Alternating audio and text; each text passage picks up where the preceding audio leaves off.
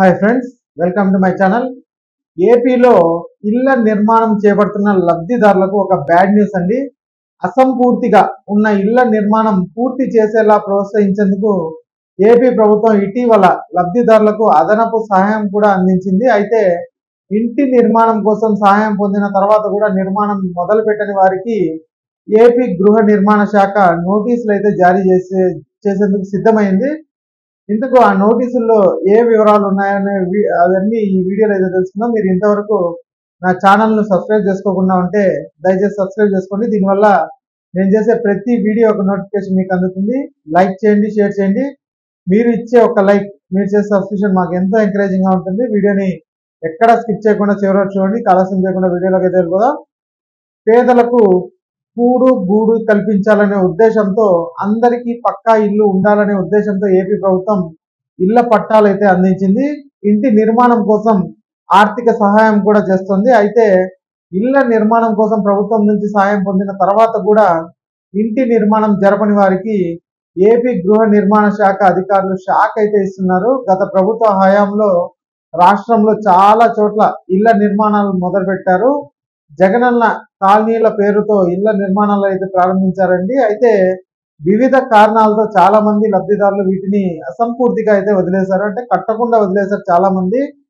ఇక ఎస్సీ అలాగే బీసీ సామాజిక వర్గాలకు చెందిన లబ్ధిదారులకు 50,000 రూపాయలు, ఇంకా ఎస్టీ సామాజిక వర్గానికి చెందిన లబ్ధిదారులకు 75,000 రూపాయలు చొప్పున అదనపు సహాయం కూడా అందించింది ప్రభుత్వం. అయితే అదనపు సహాయం పొందిన తర్వాత కూడా చాలా చోట్ల లబ్ధిదారులు ఇళ్ల నిర్మాణాలకు ఆసక్తి చూపడం లేదు. ఈ నేపథ్యంలో గృహ నిర్మాణ శాఖ అధికారులు అలాంటి వారికి నోటీసులు అయితే ఇవ్వనున్నారండి. అయితే ప్రభుత్వం నుంచి అదనపు సహాయం పొందిన లబ్ధిదారులు వెంటనే పనులు ప్రారంభించాలని గృహ నిర్మాణ శాఖ అధికారులు అయితే తేల్చి చెప్తున్నారు. ఒకవేళ అలా చేయకపోతే ఆ ఇంటి స్థలాన్ని, అంటే ఇళ్ల స్థలాల కోసం నమోదు చేసుకున్న వేరే వారికి, అంటే ఇప్పుడు కొత్తగా అప్లై చేసుకున్న వారికి కేటాయిస్తామని హెచ్చరిస్తున్నారు. ఈ వివరాలతో లబ్ధిదారులకు ఇంజనీరింగ్ అసిస్టెంట్ల ద్వారా నోటీసులు కూడా జారీ చేయాలని గృహ నిర్మాణ శాఖ అధికారులు నిర్ణయించారు.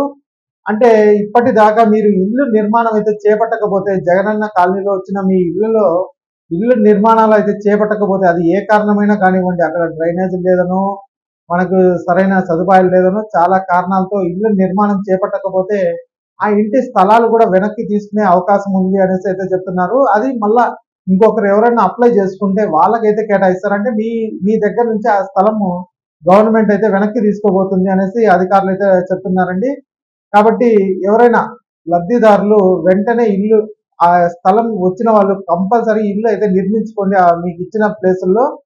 ఒకవేళ మీరు నిర్మించుకోకపోతే ఆ స్థలం అయితే వేరే వాళ్ళకి ఇచ్చేస్తారు. కాబట్టి ఒకటి మీరు నిర్మించుకోండి, లేదు అంటే గవర్నమెంట్ వెనక్కి ఇచ్చేయండి అన్నట్టు చెప్తున్నారు అధికారులు. ఇక ఈ వీడియో నచ్చినట్టయితే ఒక లైక్ చేయండి, అలాగే మా ఛానల్ సబ్స్క్రైబ్ చేసుకోండి. Thanks for watching.